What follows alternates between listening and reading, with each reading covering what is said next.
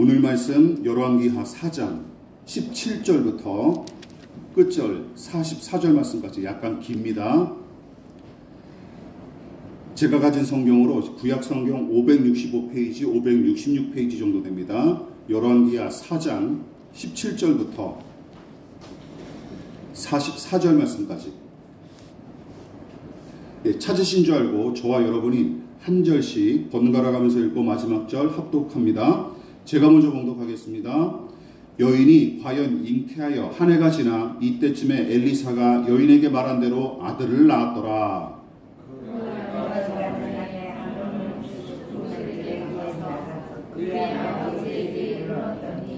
그의 아버지에게 이르되 내 머리야 내 머리야 하는지라. 그의 아버지가 사환에게 말하여 그의 어머니에게로 데려가라 하매 곧 어머니에게로 데려갔더니 나까지 어머니의 무대에 앉아 있다가 죽은지라. 그의 어머니가 올라가서 아들을 하나님의 사람의 침상 위에 두고 문을 닫고 나와 그 남편을 불러 이르되 청하건대 사환 한 명과 나귀 한 마리를 내게로 보내소서. 내가 하나님의 사람에게 달려갔다가 돌아오리이다 하니 그 남편이 이르되 초하루도 아니요 안식일도 아니거늘 그대가 오늘 어찌하여 그에게 나아가고자 하느냐 하는지라. 여인이 이르되 평안을 비나이다 하니라. 이에 나귀의 안장을 지우고 자기 사환에게 이르되 몰고 가라. 내가 말하지 아니하거든 나를 달려를 멈추지 말라 하고 드디어 갈멜산으로 가서 하나님의 사람에게로 나아가니라. 하나님의 사람이 멀리서 그를 보고 자기 사환 게하시에게 이르되 저기 수넴 여인이 있도다.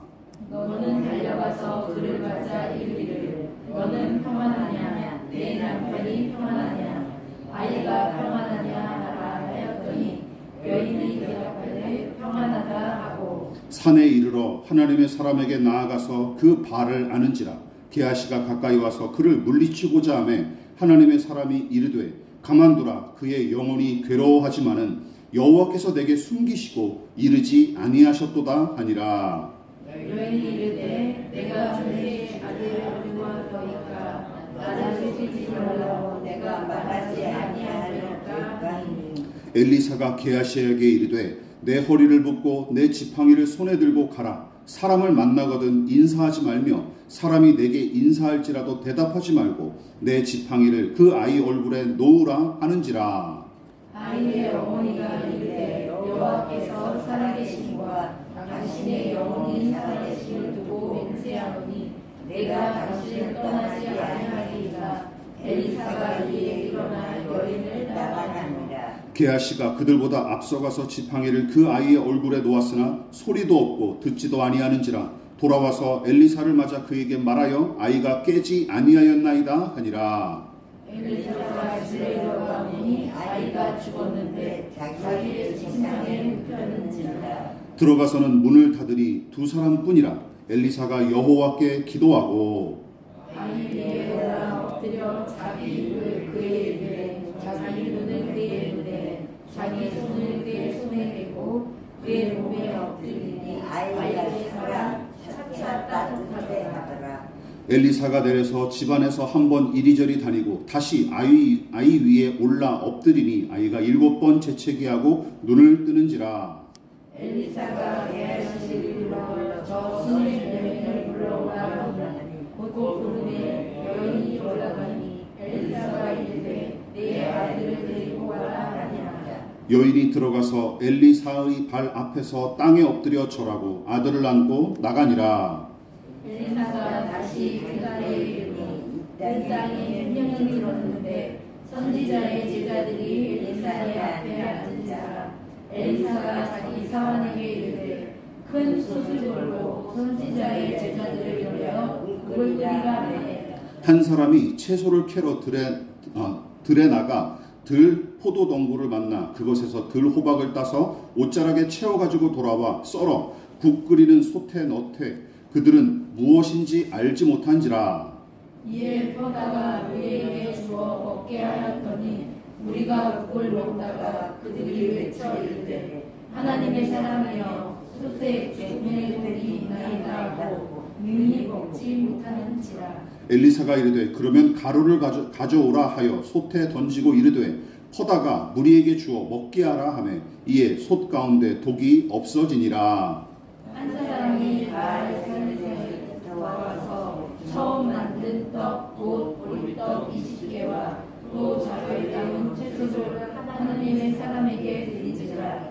그가 이르되 무리에게 주어 먹게 하라. 그 사환이 이르되 내가 어찌 이것을 100명에게 주겠나이까 하나 엘리사는 또 이르되 무리에게 주어 먹게 하라. 여호와의 말씀이 그들이 먹고 남으리라 하셨느니라. 다같이 그가 그들 앞에 주었더니 여호와께서 말씀하신 대로 먹고 남았더라. 아멘. 긴 말씀이었는데 잘 따라오셨습니다. 열왕기하 4장은 두 여인의 이야기가 대부분을 차지하고 엘리사를 통해 두 여인에게 베푸신 하나님의 은혜도 사뭇 다른 양상으로 펼쳐졌습니다. 지난 시간에 우리가 살펴봤죠. 우선 이 미망인의 이야기는 누군가 어떤 처지에 놓였든지 어떻게든 살아가도록 이끄시고 살아내도록 도우시는 하나님을 분명하게 보여준다라고 말씀드렸어요. 그러나 수넴 여인과 그 가정은 미망인의 처지와 달랐습니다. 별다른 어려움 없이 먹고 살만한 형편이었던 것이죠. 그래서 엘리사가 내가 부인에게 무엇을 해드리면 좋겠소 하고 물었으나 도리어 수넴 여인은 저는 저의 이웃과 어울려 별 어려움 없이 지내고 있습니다 라고 대답할 뿐이었죠. 그러나 하나님께서는 내년에 아들을 얻으리라 했던 엘리사의 예언을 허투루 돌리지 않으시고 실제로 수넴 여인에게 아들을 안겨주시는 기적을 허락하시죠. 그렇다면 하나님께서는 무슨 의도로 엘리사의 예언을 들으시고 이 부부에게 아들을 안겨주셨을까요? 저는 이렇게 해석했습니다.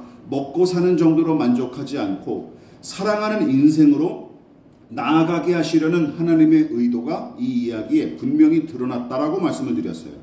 그러니까 하나님은 두 사람이 편히 살아가는 수준에서 만족하지 않고 누군가를 깊이 사랑하고 섬기는 인생으로 한 걸음 더 내딛기를 바라셨던 게 틀림없습니다. 그리고 지금도 하나님은 우리에게 그런 삶을 요구하고 계시는 거예요. 선지자 수련생의 아내가 굳이 엘리사한테 찾아와 매달린 까닭도 마찬가지였을 테죠.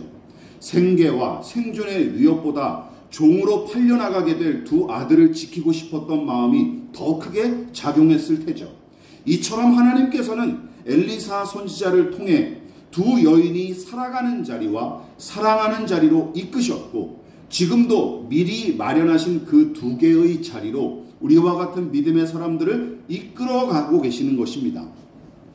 그래서 엘리사 선지자는 내가 너를 위해 무엇을 하랴 하는 질문을 두 여인에게 던졌고 두 사람은 그 질문에 기꺼이 응답함으로써 어떤 자리로 나아갑니까? 살아가고 사랑하는 자리로 나아가게 된 것입니다.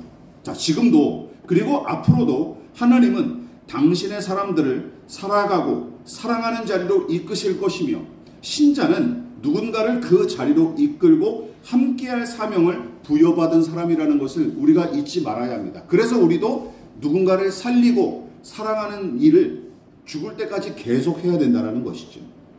그러나 여기서 한 가지 넘어가지 말아야 할 것은 수넴 여인의 이야기가 아직 끝나지 않았다는 것입니다. 지난 설교에서 언급했다시피 수넴 여인과 이 가정은 안락한 삶을 유지하는 데서 안주하지 않고 기적으로 얻은 이 아들을 통해 기쁨과 슬픔, 웃음과 눈물, 보람과 허무, 행복과 고통, 상승과 추락의 상반된 처지를 오르락내리락하는 사랑의 모험을 떠나게 되는데 이 이야기에 바로 우리가 오늘 읽었던 이 이야기의 후반부가 바로 그러합니다.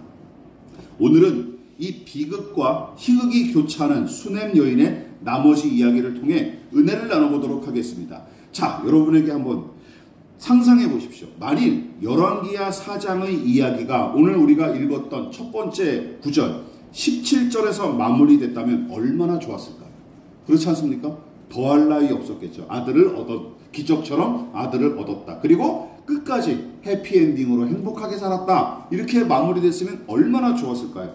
더할 나위가 없었겠지만 우리네 인생이 그러하듯이 수넴 여인도 불현듯 찾아온 불행으로 고통을 겪습니다.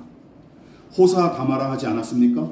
지금까지 큰 어려움 없이 평탄하고 윤택한 인생을 살아왔던 수넴 여인의 가정은 아들을 얻는 기적을 체험함으로써 인생의 가장 큰 기쁨을 누리고 모든 것을 다 바쳐도 아깝지 않을 애정을 그 아들에게 쏟아부었으나 금쪽 같았던 그 아들이 어느 날 원인을 모를 두통에 시달리다가 하루 만에 숨이 끊어지는 일이 벌어지고 맙니다. 우리는 이 이야기의 결과를 이미 다 알고 있는 까닭에 느긋하게 읽을 수 있으나 여러분, 인생살이의 어려움 중 하나가 무엇입니까? 앞으로 무슨 일이 닥칠지 우리가 알지 못한다는 것이죠. 그렇지 않습니까? 이게 우리를 불안하고 또 공포에 떨게 합니다. 게다가 좋은 일을 만나면 그나마 다행이지만 힘들고 괴로운 일이 언제 찾아올지 알고 대비하기가 매우 어렵다라는 것이죠. 그뿐만 아니라 닥친 고난을 제대로 해결하고 온전히 극복할 수 있을지도 잘 모른다는 것이죠. 그것이 우리가 직면한 현실의 문제입니다. 그런데 이 이야기에서 예기치 못한 불행을 만난 놀라고 괴로워하는 사람은 수넴 여인만이 아닙니다. 물론 그녀의 남편은 예외죠. 그녀의 남편은 지금 돌아가는 상황을 모르고 있었죠. 왜냐하면 수넴 여인이 일부러 그랬던 것 같습니다. 남편은 감당하지 못할 거로 계산했던 것 같아요. 남편은 아들이 죽은 사실을 알면 그 자리에서 그냥 죽거나 따라 죽겠다고 나섰을 것 같으니까 그냥 침묵해버렸던 것 같아요. 어쨌든 그는 수넴 여인이 엘리사와 만나 결판을 내기 전까지 이 사태를 잘 알지 못했던 것으로 보이고, 여기서 수넴 여인 못지않게 곤경에 처해 괴로워했을 당사자는 누굽니까? 다름 아닌 엘리사 선지자죠. 엘리사 선지자. 게다가 그동안 기도하고 간구한 대로 늘 응답받고 하나님께서 친히 간섭하시고 매번 그에게 말씀하셨건만 지금까지 그는 단 한 번도 겪어보지 못했던 곤란한 처지에 바로 이 사건에 직면하는 거예요. 그 내용을 대략 정리하면 4가지입니다. 자, 어떤 일을 그가 마주합니까? 이 선지자가 자신의 예언으로 태어난 아기가 갑작스럽게 죽어요. 두 번째, 수넴 여인의 괴로움을 알아채지만 하나님이 안 가르쳐 주십니다. 이 여인이 무엇 때문에 괴로워하는지 안 가르쳐. 옛날에는 이러할 것이다, 그래서 위로해줘라 이렇게 말씀하셨을 텐데 그냥 침묵해버리세요. 27절이죠. 또한 원하지도 않은 아들을 낳게 해놓고 이런 일을 겪었다며 수넴 여인이 엘리사에게 원망합니다. 당연하죠. 그렇지 않습니까? 예, 당연한 일이죠. 4번째, 마지막, 자신의 지팡이를 죽은 아이에 올려놓도록 게하시에게 조치했으나 어떤 일이 벌어집니까? 아무런 일도 일어나지 않아요. 처음 아무런 일도. 저는 이 본문을 곱씹어 생각하면서 저라면 어땠을까 생각해보게 됐습니다. 너무 당혹스러웠을 것 같아요. 엘리사가 지금까지 한 번도 겪어보지 못한 일이었습니다. 기도하면 하나님이 친히 말씀하시고 또 기도하면 자기가 원하는 대로 바라는 대로 하나님의 능력을 힘입어 기적이 일어났었는데 여기서는 아무 일도 안 일어나고 아무 음성도 들려오질 않아요. 우리가 엘리사의 입장이라면 어떠했겠습니까? 어제의 일은 어제의 일일 뿐 오늘은 오늘의 일로 판가름 나는 게 우리 인생 아닙니까? 열왕기하 2장과 3장에서 놀라운 기적을 연달아 일으킨 선지자, 그만큼 경건하고 능력 있는 하나님의 종으로 인정받기에 모자람이 없었던 엘리사 선지자였지만 열왕기하 4장 후반부의 엘리사는 수넴 여인에게 견디기 힘든 고통과 슬픔을 더하는 원흉일 뿐이었습니다. 그뿐만 아니라 거기 더하여 하나님의 음성조차 듣지 못한 채 경건의 능력조차 상실한 종교 사기꾼처럼 등장해버려요. 그렇죠. 종교 사기꾼. 하나님의 능력을 힘입어 요단강을 가르고 오염된 물을 고쳐 여리고 사람들을 살렸으며 심지어 모압의 배신을 응징하려다가 도리어 곤경에 빠졌던 삼국의 연합군을 위해 거대한 기적을 연이어 펼쳤던 그 사람이 아닙니까? 또한 극심한 가난에 시달렸던 선지자 수련생의 아내와 2 아들을 위해서는 모든 그릇에 기름이 가득 담기게 했을 뿐만 아니라 무자식이 상팔자라는 말에 딱 들어맞는 이 수넴 부부에게 아들을 안겨준 일 등등, 무엇보다 다른 사람의 시선은 그렇다 치더라도 엘리사 자신이 이 난감한 상황에 부딪혀 얼마나 당혹스러웠을까요? 응답되지 않는 기도, 하나님의 침묵, 나타나지 않는 능력, 선의로 감당한 일이 도리어 남에게 불행과 고통을 가중시켜주게 된 거예요. 아들을 잃은 수냄 여인 못지않게 심한 자책감과 자괴감에 사로잡혔을 것이 뻔합니다. 그렇지 않겠습니까? 그렇다면 엘리사와 수냄 여인이 맞닥뜨린 이 현실은 무엇을 말해줍니까? 또한 이 일들을 허락하신 하나님의 의도는 무엇일까요? 그리고 두 사람은 이 난관을 어떻게 헤쳐나갔을까요? 죽은 아들이 살아나는 것처럼 우리에게 이런 기적이 일어나리라. 제가 이런 말씀을 드리고 싶은 게 아닙니다. 자, 오늘 이 말씀을 잘 들어보시고 여러분들이 어떤 위기와 불행을 만났을 때 이 내용을 곱씹어 생각하시면서 잘 대처해 나가시기를 부탁을 드리겠습니다. 자, 우선 엘리사와 수냄 여인이 맞닥뜨린 이 고난과 불행, 그리고 더 거슬러 올라가 선지자 수련생의 미망인과 두 아들이 겪은 가난과 그로 인한 고통은 무엇을 분명하게 보여줍니까? 이것을 보여줘요. 같이 읽어볼게요. 시작. 타락한 세상의 생리와 부조리를 매우 분명하게 보여줍니다. 누누이 강조했듯이 성경은 망가진 세상의 부조리는 물론이고 인간의 나약함과 잔인함을 감추거나 축소시키지 않습니다. 오히려 왜 이런 내용이 성경에 기록됐을까 하고 의아하게 여겨지는 이야기가 성경에 허다해요. 본문의 내용도 그 중에 하나죠. 왜 이런 얘기를 굳이 성경에 기록했을까요? 불행하고 우울한 얘기를 말이죠. 미망인의 가정은 신실하게 하나님을 섬겼던 남편이 먼저 세상을 떴다는 이유 하나만으로 가난과 궁핍과 생이별할 위기를 맞닥뜨렸고, 위대한 선지자 중 한 사람으로 평가받는 엘리사가 꼬맹이 아이들한테 멸시와 천대를 당했던 당시 북이스라엘의 상황, 그리고 수냄 여인의 아들을 비롯한 어린 아이들마저 난데없이 목숨을 잃는 부조리하고 이 끔찍한 현실, 우리의 힘으로 통제하거나 도저히 예측조차 할 수 없는 일들을 직면할 때마다 여러분, 신자와 불신자를 막론하고 성숙한 사람들이라면 누구나 세상의 이 불완전함과 인간의 한계를 생각하기 마련입니다. 그렇지 않습니까? 이거는 신자와 불신자를 막론해요. 생각이 깊고 성숙한 사람이라면 세상이 뭔가 잘못돼 가고 있구나, 망가져 있구나라는 사실을 느끼게 된다는 것이죠. 더군다나 성경을 하나님의 뜻이 담긴 말씀과 불변하는 진리로 믿는 사람이라면 하나님께서 선하고 아름답게 지으신 이 세상이 인간의 타락으로 인해 망가지고 부패했다는 이 성경의 가르침을 절대로 무시하지 않을 것입니다. 그래서 사도 바울은 타락한 세상 가운데서 모든 피조물들이 망가진 채로 탄식하며 고통을 당하고 있다고 지적을 했죠. 로마서 8장 22절 같이 읽어볼게요. 시작. 피조물이 다 이제까지 함께 탄식하며 함께 고통을 겪고 있는 것을 우리가 아느니라.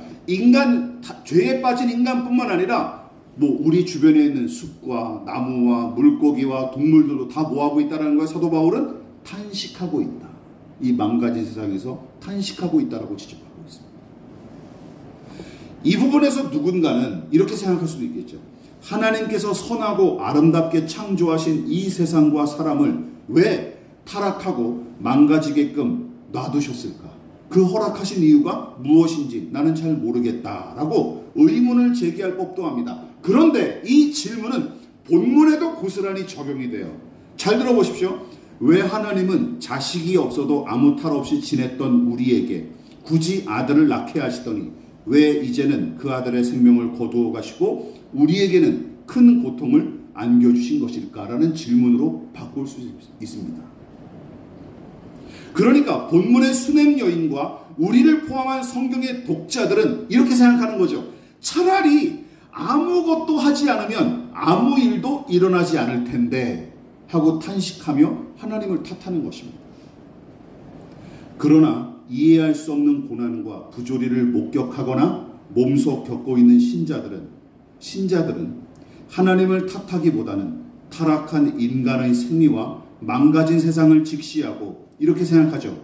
이 세상은 내가 의지할 곳이 아니다 라는 것, 그리고 나의 의지와 소망은 오직 하나님뿐이다 하는 믿음으로 나아가야 마땅합니다. 믿으십니까?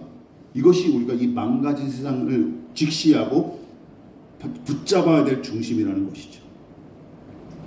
무엇보다 고통과 불행을 일으키는 원흉은 하나님이 아니십니다. 믿으십니까? 이 사실을 우리는 기억하십시다. 세상에 만연한 고통과 부조리는 하나님께서 일부러 일으키신 일이 아닐 뿐더러 우리 하나님은 우리와 같은 인간이 고생하고 근심하는 것 자체를 즐기는 가학증 환자가 아니십니다. 믿으십니까? 이 믿음이 여러분들에게 있어야 되는 거예요. 그렇다면 수넴 여인의 아들이 목숨을 잃고 그 어미는 큰 고통에 사로잡히며 엘리사 선지자의 기도와 사역에 하나님께서 응답하지 않으셨던 이유는 무엇입니까? 딱 잘라 말하기는 어렵지만 다만 한 가지는 분명하죠. 무엇입니까? 우선 두 사람이 은밀하게 저지른 죄악이나 감춰뒀던 불의의 결과로 일어난 일은 절대 아니라는 사실이죠. 두 사람이 무슨 죄를 저질러서 이런 불행한 일이 벌어진 게 아니라는 것입니다. 믿으십니까? 이거 한 가지는 분명해요. 이 부분을 유념하십시오. 왜냐하면 우리와 같은 인간은 불행과 비극의 원인을 자꾸만 고통을 겪는 당사자에게서 찾기 일쑤인데 여러분 그것은 불신자들조차 천박하게 여겨 꺼리는 사고방식일 뿐더러 성경의 가르침과도 거리가 멉니다. 믿으십니까? 여기서 이제 좀 벗어나셔야 돼요. 믿음의 사람들이라면 더. 그뿐만이 아닙니다. 베델의 아이들 42명이 엘리사를 조롱한 탓에 암콤 2마리에게 목숨을 잃은 이야기에서 잠깐 제가 언급했다시피 무엇보다 수넴 여인이 겪은 고통과 엘리사가 연이어 겪은 실패는 무엇을 분명하게 보여줍니까? 두 번째로 같이 읽어볼게요. 시작. 인간의 한계와 하나님의 절대 주권을 분명하게 보여줍니다. 혹시 여러분 중에 죽을 만큼 고통을 겪고 자주 실패하기를 소원하시는 사람이 있으십니까? 나는 정말 실패하고 싶어요. 저는 고통을 겪고 싶어요. 괴로워하고 싶어요. 이런 마음의 소원을 가진 사람들이 있습니까? 제정신 박힌 사람이라면 누가 이런 소원을 가지고 있습니까? 반기지 않을 테죠. 문제는 고난과 고통 없이 진공 상태에서 살아가는 사람은 아무도 없다라는 것이죠. 그래서 성공과 안전을 꿈꾸고 기대하는 우리의 바람이 고난과 실패가 만연한 현실과 자주 충돌하는 것이 인생의 가장 큰 딜레마입니다. 우리의 바람과 달리 현실은 녹록지 않다라는 것이죠.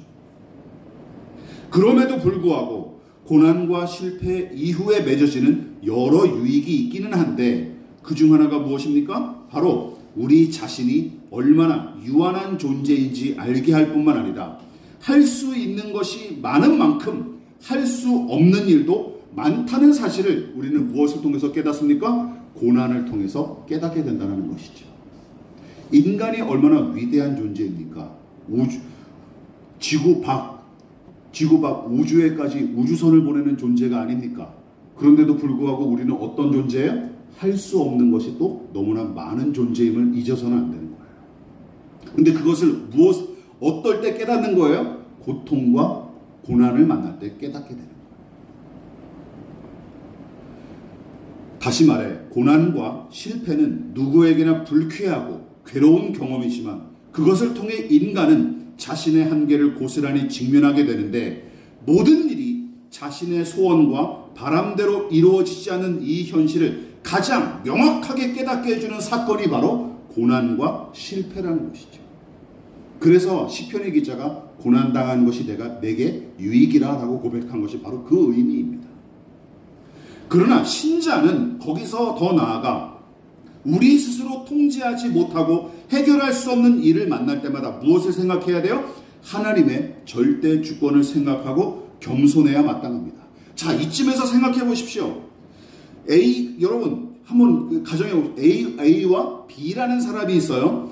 A라는 사람이 원하고 바라는 대로 B라는 사람이 다 들어주는 관계라면 여러분 갑이 누구이고 을은 누구입니까? 이건 초등학생도 다 아는 대답이죠. 어린애도 A가 갑이고 B가 을이라고 대답할 것입니다. 자, 그렇다면 이걸 신앙에 한번 대입해 보십시오. 100% 응답받는 기도, 하나님 까불면 죽어 하고 떠버리는 이 종교 사기꾼들 따위에 이제는 더는 속지 마십시오. 부탁드립니다. 100% 응답되는 기도라는 뜻은 어떤 뜻이 담겨져 있어요? 하나님이 내 똘만이라는 것이죠. 누가 갑이고 누가 을입니까? 내가 소원하고 내가 기도한 대로 다 응답해 주시는 하나님이 좋으신 분으로만 여겨집니까? 아니 그게 종이지 하나님입니까? 그렇죠. 예? 주인과 상사가 뭘 얘기만 하면 무조건 다 들어주는 관계는 이건 갑을 관계죠. 주인과 노예의 관계죠. 그렇지 않습니까? 어쨌든 하나님께서 엘리사에게 이번에 침묵하시고 그가 기대한 대로 움직이지 않으신 이유도 바로 같은 맥락입니다. 나는 너가 바라고 원하는 대로 움직이는 신이 아니다라는 것이죠. 엘리사가 무슨 죄를 저지르고 악을 행한 까닭에 묵묵부답하셨던 게 아닙니다. 하나님께서는 처음으로 엘리사의 바람을 거절하시고 침묵하셨으며 도리어 다른 방식으로 당신의 일을 이루셨는데 그 이유 중 분명한 한 가지는 하나님께서 사람의 의지와 결정을 뛰어넘어 일하시는 분이시고 세상 만사가 사람의 의지와 결정에 따라 움직이는 게 아니라 당신이 작정하신 뜻 안에서 이루어진다는 사실을 깨닫게 하시려는 의도가 분명히 숨어들어 있는 거예요. 솔로몬이 교훈한 내용을 우리가 함께 살펴보실까요? 잠언 16장 시작. 제비는 사람이 뽑으나 모든 일을 작정하기는 여호와께 있느니라. 전도서 5장 시작. 너는 하나님 앞에서 함부로 입을 열지 말며 급한 마음으로 말을 내지 말라. 하나님은 하늘에 계시고 너는 땅에 있음이니라. 그런즉 마땅히 말을 적게 할 것이라. 요즘처럼 하나님을 을 취급하며 갑질을 일삼는 시건방진 사역자와 신자가 득실되는 시대에 더더군다나 깊이 새겨야 될 말씀입니다. 얼마나 오만방자한 사역자들이 얼마나 많은지 몰라요. 성령님을 무슨 자기 종 부리듯이 장풍을 쏘고 앉아있고 말이죠. 지금 엘리사는 한홍재 목사님의 노래 소원의 가사처럼 자신의 자금을 알고 하나님의 크심을 더 깊이 이해하고 신뢰하기 위해 몸부림치는 중입니다. 믿으십니까? 내 뜻대로 움직이시는 분이 아니구나. 하나님께 달려있는 거구나 라는 사실을 배우고 있는 중이에요. 수넴 여인도 마찬가지입니다. 싸늘한 시신이 된 아들을 생각하면 당장이라도 하나님을 욕하고 엘리사의 뺨을 때렸겠지만 다른 한편으로는 하나님과 그의 종을 신뢰하는 믿음이 남아있었기에 30절 뭐라고 고백한 거예요? 오늘 설교 제목 내가 당신을 떠나지 아니하리라 라고 고백한 것입니다. 또한 엘리사 자신도 기도가 전혀 들어먹히지 않고 아무런 기적조차 일으키지 못하는 처지까지 내몰렸는데도 스승 엘리야가 사르밧 미망인의 죽은 아이 위에 3번씩이나 엎드려 기도했던 것처럼 그가 떠올렸을 거예요. 야, 이게 그냥 지팡이만 갖다 댄다고 되는 일이 아니었구나. 할 수 있는 대로 해보자 하다가 누구를 떠올렸을까요? 스승 엘리야의 이야기를 떠올렸을 거예요. 그러면서 똑같이 행하죠. 하나님께 기도한 뒤에 수넴 여인의 죽은 아들을 제 몸과 밀착시키는 행위를 반복했고 그동안 침묵으로 일관하시며 잠잠하셨던 하나님께서 마침내 그 아이를 다시 살리는 기적을 베풀어 주십니다. 그런데도 저는 엘리사가 포기하지 않고 죽은 아이를 살리기 위해 고군분투한 일은 물론이고 4장 마지막에 그가 2가지 기적을 다시 일으켰던 모습이 쉽사리 이해가 되지 않았습니다. 자, 이게 오늘 설교의 마지막 부분입니다. 자, 다시 생각해 보십시오. 하나님께서 엘리사에게 수넴 여인이 무슨 이유로 괴로워하는지 알려주시기는커녕 내내 침묵하셨고 그가 죽은 아이를 고치기 위해 자신의 지팡이를 올려놓았을 때도 그의 바람대로 응답하거나 일하지 않으셨습니다. 그런데 무슨 이유로 엘리사는 이제 의문이 나는 게 엘리사의 행동이 이상하다는 것이죠. 엘리사는 계속해서 아이를 위해 기도하기를 그치지 않고 또한 시신 접촉을 금지했던 율법의 명령마저 어기고 자신의 몸을 죽은 아이와 밀착시켰을까요? 어디서 이런 열정이 나왔을까요? 이미 아이는 다 끝났는데 게임이 끝났는데 계속해서 기도하고 아이를 살리기 위해서 자신의 몸을 밀착시킨 거예요. 또한 피똥을 쌀 만큼 어렵사리 죽은 아이를 살리고 난 뒤에도 계속해서 뭐랍니까? 계속해서 독이 든 소태 국을 고치고 적은 양식으로 100명을 살리는 기적을 일으키는데 주저하지 않습니다. 저는 이게 이상했어요. 여러분이 엘리사라면 이런 경험을 했습니다. 하나님이 침묵하시고 말씀도 안 하세요. 지팡이를 올렸는데 기적도 일으키지 않으세요. 옛날처럼. 예전에는 그냥 엘리야의 옷, 스승 엘리야의 옷만 가지고 요단강을 내리쳤는데도 쩍쩍 갈라졌잖아요. 그 자리에서. 근데 이제는 이게 뭔가 힌트가 어긋나 버렸어요. 여러분이 엘리사라면 어떻게 하겠습니까? 선지자님, 우리 국을 좀 고쳐주십시오. 제가 할 수 있을지 모르겠습니다. 그래서 주저했을 것 같거든요. 그렇지 않겠습니까? 또 누군가 예수님이 오병이어의 기적을 일으켰던 것처럼 떡 20개를 가지고 온 사람을 가지고 100명을 먹이려고 그러는데 이게 말이 됩니까? 저도 주저했을 거. 제가 옛날에는 요단강도 가르고 그리고 물도 내게 했는데 바로 직전에 좀 실패한 경험이 있거든요. 안 되겠습니다. 좀 고민해 봅시다. 우리 좀 더 기도해 봅시다. 이랬을 것 같아요. 그런데 엘리사는 주저하지 않습니다. 무슨 가루를 넣어서 솥에 국을 고치고 또 이 떡 20개를 가지고 100명의 사람을 먹이는 기적을 곧바로 일으킵니다. 저라면 한 번 당하지 2번 당하냐 하고 의심하며 주저했을 것 같습니다. 그러나 기억하십시오. 엘리사는 하나님의 종이자 선지자로서 계속 일했습니다. 왜냐하면 이것 때문입니다. 그는 타락한 세상의 생리와 부조리를 절감하고 있었으며 아무리 여러 기적을 일으킨 선지자일지라도 자신의 한계와 하나님의 절대 주권을 철저하게 신뢰했기 때문이죠. 이 믿음이 있었기에 어떻게 할 수 있었던 거예요? 여러분, 하나님께서 하실 일과 자신이 감당할 일이 있다고 믿었던 게 틀림없습니다. 하나님이 실패하게 하셨으니까 나도 이제 안 할래 하고 널브러지지 않았다는 것이죠. 좀 더 설명하자면 선지자로서 하나님께 들은 말씀을 백성에게 선포하고 전달할 임무, 하나님의 종으로서 무슨 일이든 하나님께 여쭙고 순종해야 할 사명, 가난하고 연약한 자들을 위해 기도하고 그들을 도와야 할 사명, 그리고 언제 어디서나 하나님의 사람다운 모습으로 거룩하고 선하게 살아야 할 사명 등등 언급한 이 모든 것이 바로 엘리야 자신이 감당할 일인 것이죠. 그럼 반면 요단강을 가르고 오염된 우물물을 고치고 메마른 골짜기에 물이 흐르게 하며 인생의 생사화복을 결정하고 주관하는 것은 그가 할 일이 아니라 누가 하실 일이에요? 하나님이 하실 일이라는 것이죠. 하나님이 하실 일.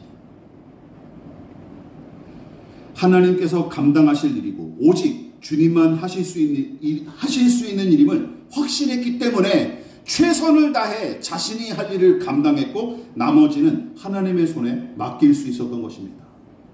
그러니까 삶과 죽음, 성공과 실패, 행복과 불행, 건강과 병듦 등이 사람의 의지와 능력에 달린 것처럼 우리는 쉽게 보이지만 여러분, 결국은 하나님께서 이 모든 것 위에 계시고 모든 결과의 최종 결정권자임을 신뢰하는 믿음이 답답하게 와 닿는 하나님의 침묵과 실패처럼 보이는 사역 가운데서도 엘리사가 꾸준히 인내하고 꾸준히 제 할 일을 감당하기 위한 가장 큰 원동력이었던 것입니다. 믿으십니까?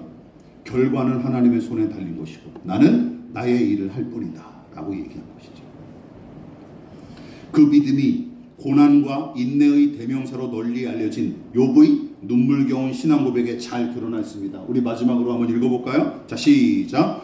내 발이 그의 걸음을 바로 따랐으며 내가 그의 길을 지켜 치우치지 아니하였고 내가 그의 입술에 명령을 어기지 아니하고 정한 음식보다 그의 입의 말씀을 귀히 여겼도다. 그는 뜻이 일정하시니 누가 등이 돌이키랴. 그의 마음에 하고자 하시는 것이면 그것을 행하시나니 그런즉 내게 작정하신 것을 이루실 것이라. 이런 일이 그에게 많이 있느니라. 여러분, 집안은 완전히 풍비박산이 났고 온몸에 돋은 종기로 무진장 고통을 당했으며 게다가 금쪽 같았던 10명의 자녀가 한꺼번에 목숨을 잃고 아내마저 떠나버린 욥의 처지, 참담하기 이를 데 없는 처지에 놓여 하나님께 이의를 제기하며 울부짖었던 그였으나 평소에 잘 드러나지 않았던 그의 내면 깊은 속에서는 어떤 게 있었던 거예요? 하나님께서는 자기가 원하시는 일이면 무엇이든지 하고야 하는 분이시다. 그러므로 그가 나에게 작정하신 일도 반드시 이루실 것이다 하는 믿음의 불꽃이 남아 있었기에 어떻게 살 수 있었던 거예요? 11절과 13절처럼 살 수 있었던 거예요. 이 참혹한 처지에서도 어떻게? 엄청난 상실의 고통과 온몸으로 맞닥뜨리는 괴로움에도 그분의 길을 따르고 그 말씀을 귀히 여기는 삶을 중단하거나 포기하지 않을 수 있었습니다. 믿으십니까? 이것이야말로 자신이 할 수 있는 일이기 때문이었고, 성경이 가르치는 큰 믿음, 장성한 믿음의 분량이란 무엇입니까? 이런 믿음이에요. 이런 믿음. 큰 소리나 떵떵 치면서 무슨 방언한다고 예언한다고 까부는 게 아니라 이 믿음이 진짜 큰 믿음입니다. 타락한 세상의 생리와 부조리를 직시하고 우리 자신도 거기서 예외가 아니란 사실을 명심하시기를 주님의 이름으로 부탁을 드리겠습니다. 우리도 언제든지 넘어질 수 있고 언제든지 실패할 수 있는 인생임을 인정해야 합니다. 그러므로 우리의 한계 역시 철저히 인정하고 모든 일의 결국이 하나님께 달려있음을 믿으십시오. 그리고 어떤 처지에 놓였든지 상관없이 숨이 끊어지는 순간까지 하나님 앞에서 내가 할 수 있는 일을 계속 감당해 나가는 저와 여러분 되시기를 주님의 이름으로 부탁을 드리겠습니다. 이것이 우리에게 사명이에요. 이 믿음으로 살아가고 사랑하고 신뢰하는 저와 여러분 되시기를 진심으로 축원을 드리겠습니다. 지금은 우리를 위하여 십자가에 몸부려 피 흘려 돌아가신 예수 그리스도의 한량없으신 은혜와 하나님 아버지의 지극하신 사랑하심과 성령 하나님의 영원한 사귐이 오늘 이 시간 어떤 상황과 형편에서도 하나님이 우리의 인생의 주관자 되시고 우리를 선하게 이끌어 가심을 신뢰하며 겸손히 머리 숙인 사랑하는 성도들의 머리머리 위에 저들의 가정과 직장과 사업장과 학업과 장래 가운데 이 나라의 민족과 한국교회와 저 북녘의 동포들과 세계와 열방 가운데 지금부터 영원히 함께 하시기를 간절히 축원하옵나이다. 아멘.